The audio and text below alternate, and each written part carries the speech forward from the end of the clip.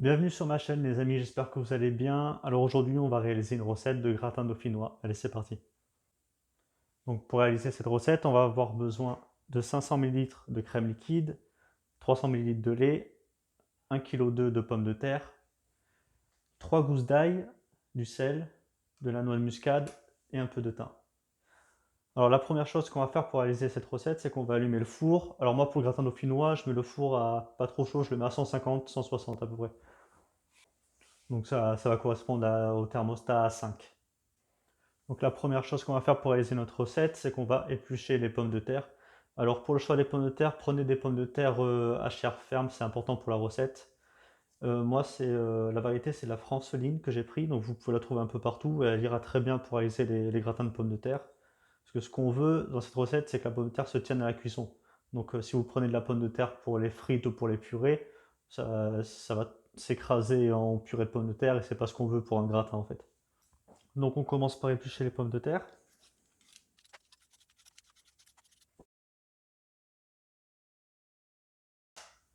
Donc voilà, nos pommes de terre sont épluchées.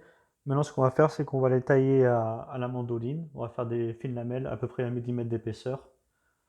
Donc vous pouvez les tailler directement dans le rondeau qui va vous servir à faire chauffer le lait, la crème et les pommes de terre en même temps.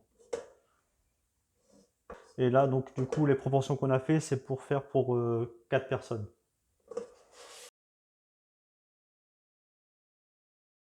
Donc voilà, on a fait nos lamelles de pommes de terre, passées à la mandoline. Alors dedans, on va mettre nos 2 gousses d'ail que j'ai fondues un petit peu. Ça va aromatiser un petit peu notre gratin. Du thym frais. Ensuite, on met nos 300 ml de lait.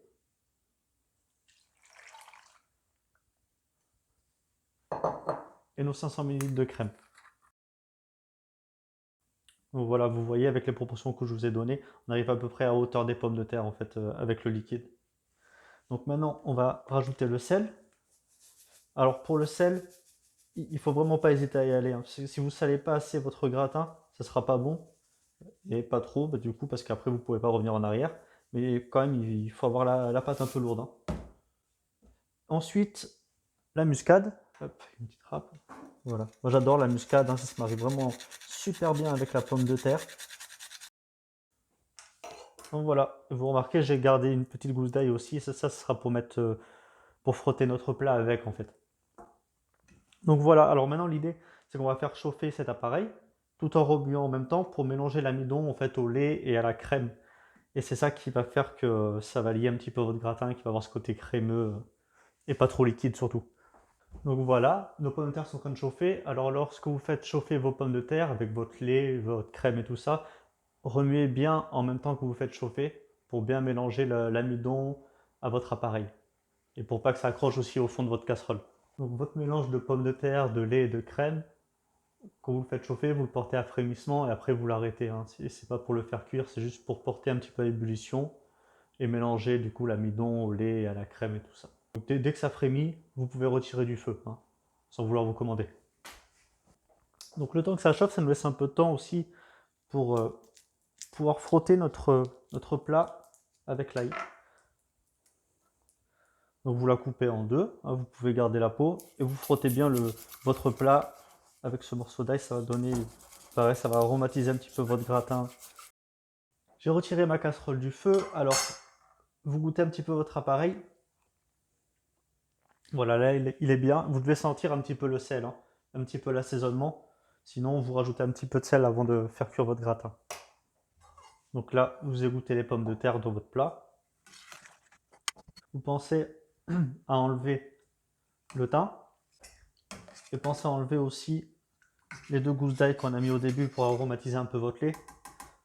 Je préfère l'enlever, pas le laisser dans le gratin, parce que là vous croquez là-dedans, après vous êtes content quoi.